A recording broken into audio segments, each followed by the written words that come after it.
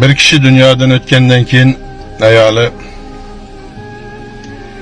farzandini o'qitibdi-da, yolg'iz farzand ekan. Bilimli qilib, shaharda o'qib, yaxshi o'qishlarni bitirib, yaxshi bir lavozimli ishga turibdi.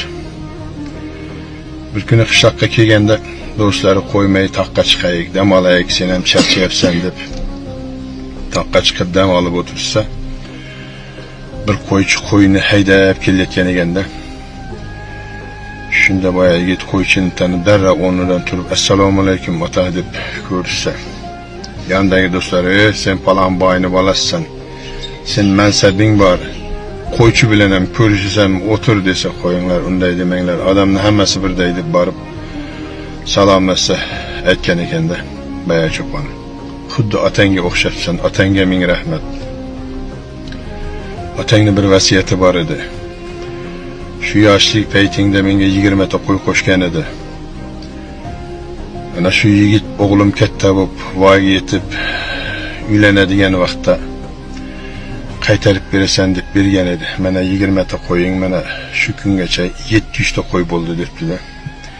Yandagi do'stlari hammasi hayron, lol bo'lib qoldi. Shunda boyagi yigit 200 ta qo'yni mana xizmat haqingiz dedi. Cho'pon ham rozi bo'ldi-da, rozi bo'lib ketdi. Otangga ming rahmat deb 500 qo'yni haydab bozorga olib bordi deydi.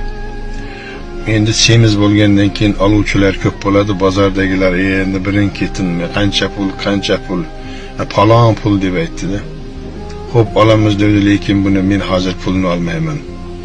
Onam o'lgandan keyin olaman derkanda, bu xabar tez tarqaldi.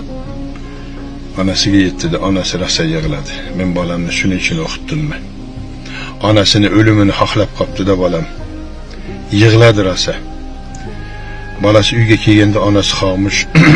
Bolam, men sendan bu narsani kutmagandim. Meni o'limimni xohladingmi dedi-da.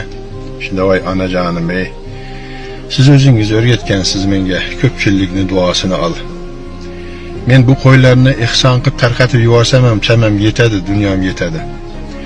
Lekin mendan olgan qo'ychilar, qo'ylarni olgan egalari sizni ko'proq duo qiladi, shu insonni onasi o'lib qolmasin, o'lib qolsa pulini qissaydi deb. Sizga ko'proq umri uzoq duo qiladi. Alloh taolo umringizni uzoq qilsin. Alloh taolo bizni rizqimizni butun qilsin. Sog' bo'lib, salomat bo'laylik degan ekanda. Mana shunday farzandlarni o'stiraylik, ulg'aytiraylik. Yaxshilarni qatorida yuraylik, yomonlardan uzoqlashib, Allohning yo'lida yuradigan bandalardan bo'laylik. Assalomu alaykum va rahmatullohi va barakatuh.